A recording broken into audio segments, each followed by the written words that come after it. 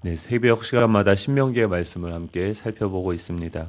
29장까지는 이 하나님께서 무엇을 기뻐하시고 무엇을 싫어하시는지, 또 하나님을 떠나게 되었을 때, 하나님의 말씀과 멀어지게 되어졌을 때 그들에게 임하는 그 저주, 하나님의 부재가 바로 저주인 것이죠. 그 저주가 무엇인지, 또 복의 내용이 무엇인지 구체적인 설명이 있었습니다. 이 복과 저주를 다 설명하신 다음에 오늘 30장의 내용이 펼쳐지고 있는 것이죠. 1절에 보면 내가 내게 진술한 모든 복과 저주가 내게 임함으로 내가 내 하나님 여호와로부터 쫓겨난 모든 나라 가운데서 이 일이 마음에서 기억이 나거든이라고 이야기합니다.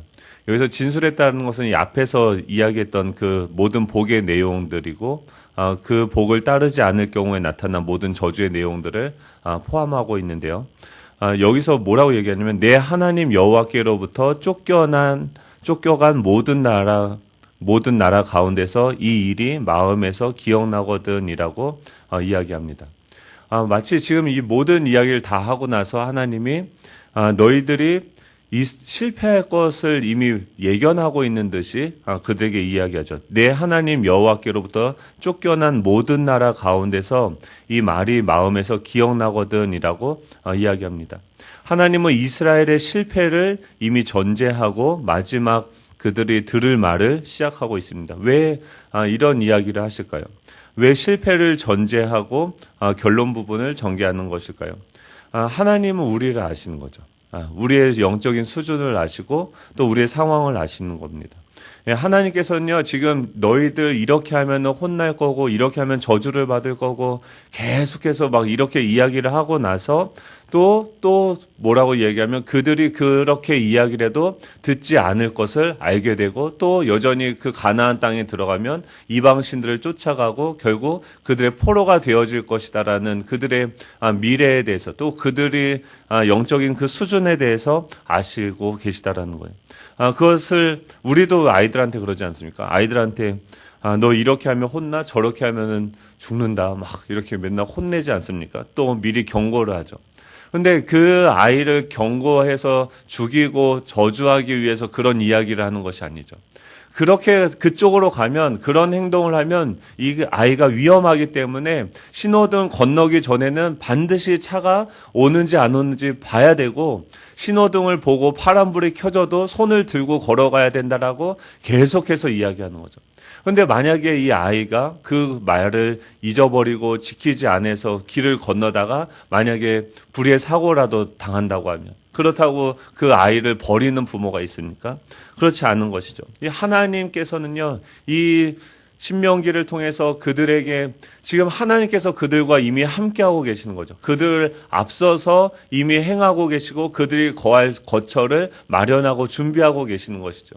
하나님은 전능하시죠. 하나님은 무소부지하시죠. 못할 것이 없으신 분이죠.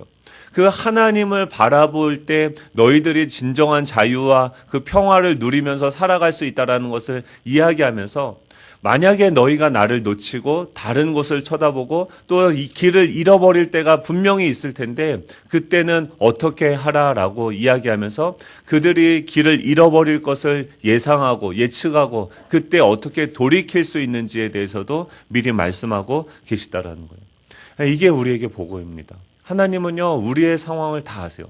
베드로한테는 어떻게 했습니까? 베드로가 내가 죽을지언정 주님을 따르겠습니다라고 이야기했을 때 주님은 어떻게 합니까? 그가 닭이 울기 전에 너가 나를 3번 부인할 것이다라는 것을 아시고 그에게 미리 이야기하시는 거죠. 하지만 그 전에 발을 씻길 때도 그 모든 상황 가운데도 그 3년 동안 그 제자들과 함께하고 있으면서도 그가 자신을 배신할 것을 아시면서도 그 사랑이 멈춰지지 않았죠. 그리고 나서 그가 넘어질 다음에 다시 일어날 수 있는, 그가 시험에 들지 않도록 그것을 미리 이야기하시고 그가 다시 돌이켜서 주님을 만난 후에 주님은 어떻게 하십니까? 여전한 신뢰와 사랑으로 너 다시 제자훈련 처음부터 받아야 돼. 이게 아니죠. 그곳에서 가장 자신의 연약함을 발견한 그곳에서부터 다시금 하나님은 그를 신뢰하고 그에게 여전한 사랑을 부어주시면서 자신의 그 양들을 맡겨서 먹이고 칠하고 이야기하시는 거죠. 하나님의 성품이 어떤 것입니까? 하나님은 우리를 긍휼히 여기시는 분이시죠. 그것이 하나님의 어떠하심, 하나님의 그 성품과 그 성품에 근거한 주님의 행동이 우리와 함께하고 있기 때문에 우리는 소망을 가질 수 있는 것이죠. 오늘도 이 주님은요, 이렇게 말씀하세요. 계속해서 우리에게 또 말씀하시고 또 말씀하시고 내가 너를 사랑한다라고 계속해서 말씀하시는데, 그리고 오늘 또 어떻게 합니까? 우리는 또 다른 데 마음을 뺏길 것을 주님은 아시는 거죠. 그럼에도 불구하고 이 명령을 지키도록 권유하고 계시다라는 거예요. 하나님께서는요, 우리로 하여금 넘어지는 법을 가르쳐 주세요. 스케이트 배울 때는 어떻게 합니까? 가장 먼저 뭘 배워요? 스키를 배울 때 뭘 배우니까? 넘어지는 법을 배워요. 넘어지는 것을 두려워서 무언가 도전하지 않는다고 하면은 이 스키 타는 법을 영원히 배우지 못하죠. 걷는 법을 배우는 것은 무엇입니까? 넘어지는 것을 배우는 거예요. 그런데 뭐라고 얘기해요? 넘어질 수 있죠. 넘어지고 나서 내가 다른 사람들을 돌이키라라고 얘기해요. 굳게 하라는 거예요. 하나님은요, 우리의 넘어지는 것까지도 사용하셔서 합력해서 선을 이루어 가시는 그런 능력이 있는 분이시죠. 내 하나님 여호와께로부터 쫓겨간 모든 나라 가운데서 이 일이 마음에서 기억나거든이라고 이야기합니다.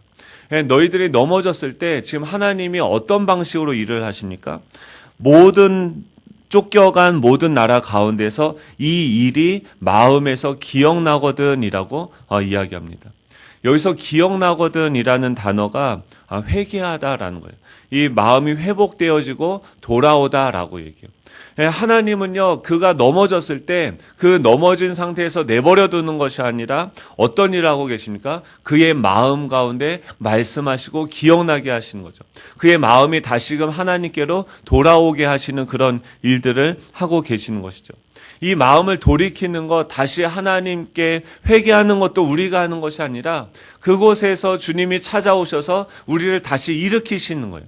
우리에게 다시 말씀하시는 거예요. 우리의 생각이 막 저쪽으로 향하다가 그 주님이 다시 그 생각을 붙잡고 자신의 성품과 그분의 약속을 기억하게 하는 그 자리로 우리를 부르신다라는 거예요. 하나님은요, 너무나도 인격적인 분이기 때문에 억지로 우리의 멱살을 잡지 않습니다.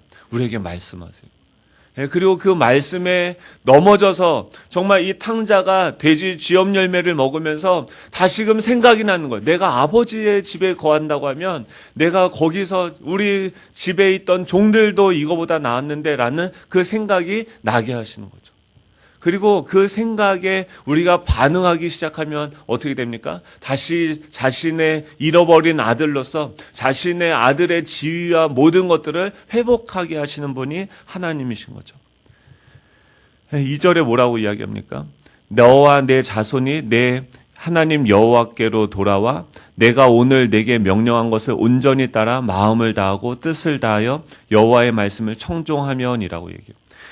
우리가 넘어질 수 있습니다. 하지만 그 넘어진 그 상황에서도 주님은 우리에게 찾아오셔서 어떻게 합니까? 그 일이 마음에서 기억나게 하세요. 회개하게 하세요. 회개라는 것은 내가 의지적으로 뭔가 막 이렇게 해야지, 하나님한테 마음에 들기 위해서 무언가를 해야지, 그게 아니에요. 하나님께서 우리에게 말씀하시는 것에 반응하기 시작하는 거예요. 내 자신에게 나 스스로도 실망해서 정말 나를 포기해버리고 싶은데 그럼에도 불구하고 이 십자가가 생각이 나게 하셔서 주님의 그 사랑이 생각이 나게 하셔서 그 사랑에 내 마음을 얹히고 기대고 다시 일어나는 우리의 순종을 통해서 하나님은 자신의 영광을 또 한 번 나타내시는 것이죠. 그럼 마음에서 그 하나님의 말씀이 기억나면은 우리가 어떻게 됩니까? 여호와께로 돌아가야 되는 거죠. 내가 오늘 내게 명령한 것을 온전히 따라서 마음을 다하라는 거예요. 뜻을 다하라는 거예요. 여호와의 말씀을 청종하라는 거예요. 우리의 마음이요, 하나님께서 우리 마음 가운데 일으키시고 우리 가운데 말씀하시는 그 말씀에 우리가 반응하기 시작하면, 다시 주님께 돌아가기 시작하면, 주님께서 3절에 뭐라고 이야기해 주십니까? 3절 우리 4절 같이 읽어볼까요? 3절 4절입니다. 시작. 내 하나님 여호와께서 마음을 돌이키시고 너를 긍휼히 여기사 포로에서 돌아오게 하시되 내 하나님 여호와께서 흩으신 그 모든 백성 중에서 너를 모으시리니 내 쫓겨난 자들이 하늘가에 있을지라도 내 하나님 여호와께서 거기서 너를 모으실 것이며 거기서부터 너를 이끄실 것이라. 아멘. 주어가 뭡니까? 내 하나님 여호와께서. 오늘 본문에서 계속 반복되는 게 뭡니까? 내 하나님 여호와께서. 이 하나님이 우리 가운데 계시는 거죠. 하나님께서 어떻게 합니까? 너가 그 마음의 것이 기억이 나서 나한테 돌아온다고 하면 내 하나님 여호와께서 마음을 돌이키시고 뭐예요? 너를 긍휼히 여기시는 거예요. 그리고 그 긍휼히 여기시는 것이 무엇입니까? 포로에서 돌아오게 하시는 거예요. 하나님의 행동의 근거는 무엇입니까? 우리의 어떠함이 아니에요. 우리가 하나님께 기쁜 존재로서 하나님께 순종하고 무엇을 잘해서 이게 아니라 우리의 마음이 다시금 하나님께로 돌아가고 그분께 반응하기 시작할 때 하나님은 자신의 그 성품, 우리를 긍휼히 여기시는 그 마음의 근거에서 자신이 어떤 행동을 하신다는 거예요. 그 행동은 무엇입니까? 포로에서 돌아오게 하시는 거예요. 이 포로로 끌려갔다는 것이 무엇입니까? 바람을 폈다는 거예요. 하나님이 그렇게 우리를 사랑해 주셨는데 그 사랑을 경험하고도 또 다시 바벨론의 그 부유함, 눈에 보이는 세상의 그 아름다움에 또 마음을 향하고 그것을 사랑하게 되어서 또 그들과 아이를 낳게 되어진 거죠. 그런데 주님은 어떻게 합니까? 호세아를 보내서 그 창기와 함께 결혼하게 하시고 그들로 하여금 끝까지 사랑하시는 그 하나님의 사랑을 보여주시는 거죠. 그리고 우리가 자발적으로 그 하나님을 사랑하고 다시 돌아오도록 하나님 어떻게 해요? 기다리시는 거죠. 너가 나에게 돌아오기만 한다면 나는 너를 긍휼히 여겨서 포로에서 돌아오게 할 것이고 내 쫓겨난 자들이 하늘가에 있을지라도, 하늘가가 어딘지 모르겠어요. 근데 굉장히 저 하늘 가 쪽에 있는 굉장히 먼 곳이겠죠. 그런데 그곳에 있다 할지라도, 너가 아무리 먼 곳에 포로로 끌려갔다 할지라도 여호와께서, 내 하나님 여호와께서 거기서 너를 모으실 것이고 거기서부터 너를 이끄실 것이다. 우리가 정말 이 사망의 음침한 골짜기 그 가장 깊은 곳에 아무도 나를 찾지 못하는 그곳에 쓰러져 있다 할지라도 우리가 마음을 돌이켜서 하나님께 반응하면 내 하나님 여호와께서 거기서 우리를 모으시고 거기서부터 우리를 이끄신다라고 말씀하세요. 이게 하나님인 거죠. 하나님께서는요, 이 회개한 자에게 이 회복의 메시지들을 그들의 영혼에 미리 심어 놓으시는 거예요. 이 독감 예방주사를 마치듯이 그들 마음 가운데 미리 심어 놓으세요. 나중에 이 예레미야도 이 말씀의 근거에서 이스라엘 백성들에게 말씀을 선포합니다. 느헤미야 시대에도 어떻습니까? 느헤미야 1장 8절 9절에 보면 옛적에 주께서 주의 종 모세에게 명령하여 이르시되 만일 너희가 범죄하면 내가 너희를 여러 나라 가운데서 흩을 것이요 만일 내게로 돌아와 내 계명을 지켜 행하면 너희 쫓긴 자가 하늘 끝에 있을지라도 내가 거기서부터 그들을 모아 내 이름을 두려고 택한 곳에 돌아오게 하리라 하신 말씀을 이제 청하건대 기억하옵소서라고. 느헤미야가 성벽이 다 무너지고 성문이 회파되어져서 자신의 그 나라에 지금 포로로 끌려와 있고 또 이스라엘 백성들이 어떻게 해요? 다시금 성전을 건축하게 되고 에스라가 말씀을 전파했는데도 또 그들은 뭐예요? 여전히 또 이방 민족들한테 또 짓밟히고 있는 거예요. 보세요. 포로로 끌려갔다가 다시 돌아왔어요. 근데 거기서 또 성전을 재건하라고 하니까 또 거기서 뭐 합니까? 또 이방 여인들하고 결혼을 해요. 그러니까 하나님 어때요? 에스라를 보내서 또 그들의 마음 가운데 또 그들이 회개하면서 울어요. 근데 또 어떻게 됩니까? 또 이방 민족들이 또 침입을 해서 그들의 문을 빼앗기고 성문이 넘어지고 다 이런 것들을 느헤미야가 그 수상궁에서 그 얘기를 듣고 나서 어떻게 합니까? 이 말씀을 기억하고 누군가가 이 말씀을 기억하고 그 말씀의 근거에서 하나님께 기도하는 거예요. 그게 뭐입니까? 회개인 거죠. 마음이 다시금 하나님께로 향하게 되어지는 거죠. 그 수많은 사람들이 넘어져 있고 마른 뼈와 같이 쓰러져 있는데 그 중에 한 이 느헤미야라는 그 사람이 마음이 돌아가서 그 하나님께 반응하기 시작하니까 하나님이 어떻게 됩니까? 또 일하시기 시작합니다. 어떻게 보면 하나님은요, 진짜 바보 같으세요. 그냥 이 사랑이요, 왜 이렇게 하시는지 모르겠어요. 근데 그게 하나님인 거죠. 성경 전체에서 계속해서 보여주시는 그 하나님은 뭐예요? 하나님은 사랑이시다. 그 하나님이 우리와 함께 하고 있는 것입니다. 누군가가 돌이켜서 이 말씀을 기억하고 기도하면 하나님이 하늘 끝에 있을지라도 그들을 모아 내 이름을 두려고 택한 곳에 돌아오게 하리라 라고 이야기해요. 약속하셨어요. 우리가 이 약속의 말씀을 기억하면서 붙잡고 우리가 마음을 하나님께로 향할 때 하나님은 또 이 회복의 역사를 시작하시는 줄로 믿습니다. 우리 가정의 소망이 어디 있습니까? 바로 여기에 있는 거예요. 이 하나님의 약속의 말씀에 있는 거죠. 예수님을 주인으로 믿는 사람들은요, 실패를 두려워하지 않을 수 있습니다. 우리는요, 오늘 또 잘못된 선택을 할 거예요. 또 넘어질 거예요.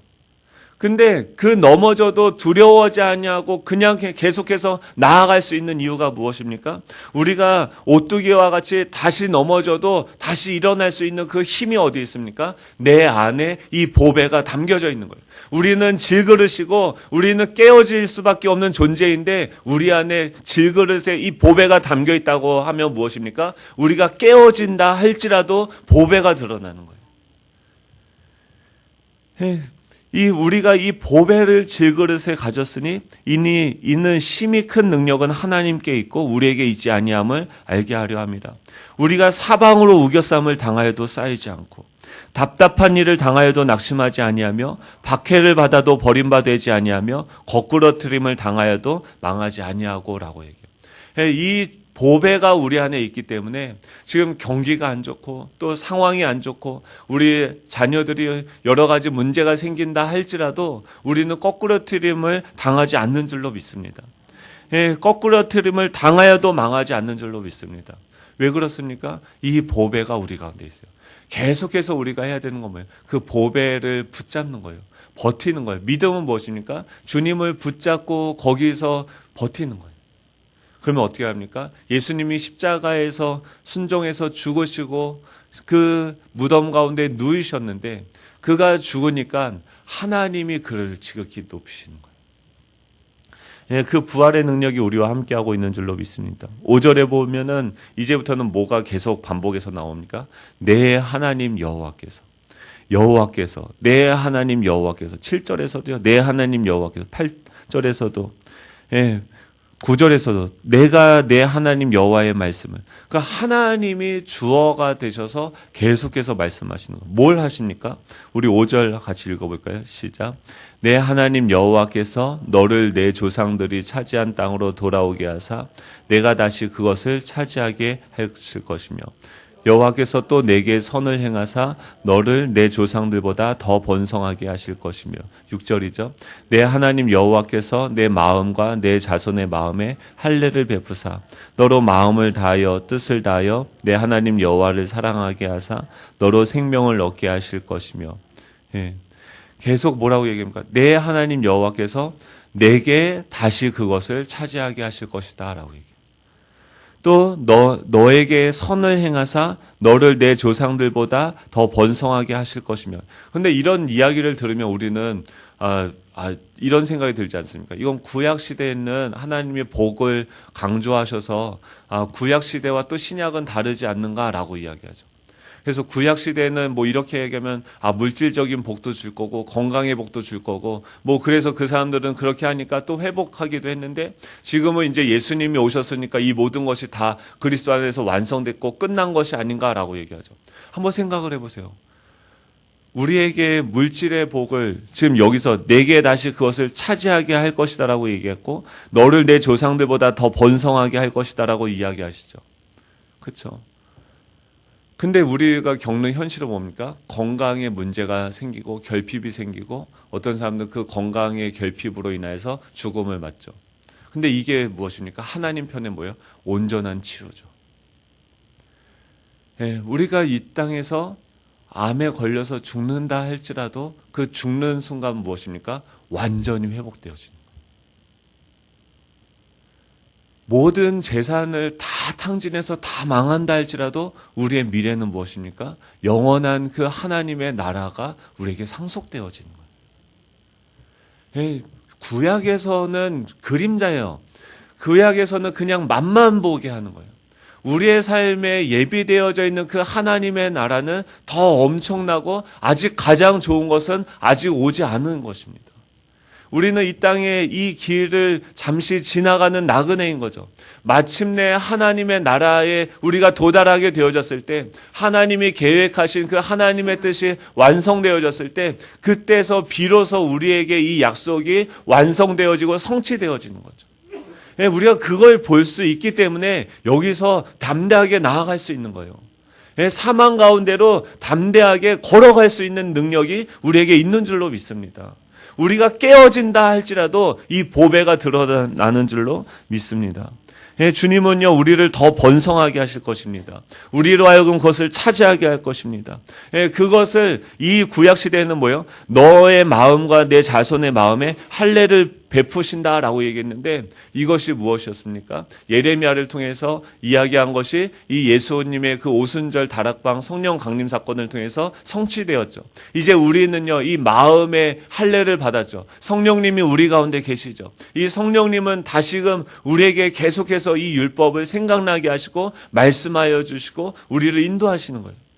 그것만 또 쫓아가면 되는 거죠. 그리고 그것이 우리 가운데 이 성령님이 우리에게 주어졌다는 것은 무엇입니까? 이미 하나님 나라에 우리 주민등록증이 이미 등기가 다 바뀌었다는 거예요. 그게 우리 안에 있어요. 이 하나님께서 7절이죠. 내 하나님 여호와께서 내 적군과 너를 미워하고 핍박하던 자에게 이 모든 저주를 내리게 하시리니 라고 얘기해요. 우리의 원수들, 또 이 세상에 보면 얼마나 불의한 일들이 많고 어려움을 당할 일들이 많습니다. 우리가 걸어가면서 어떤 사람도 우리를 이용해요. 우리를 어떤 사람들은 해코지하죠. 그런데 그 순간에도 우리는 그 사람들 보는 관점이 어떻습니까? 저는 그래요.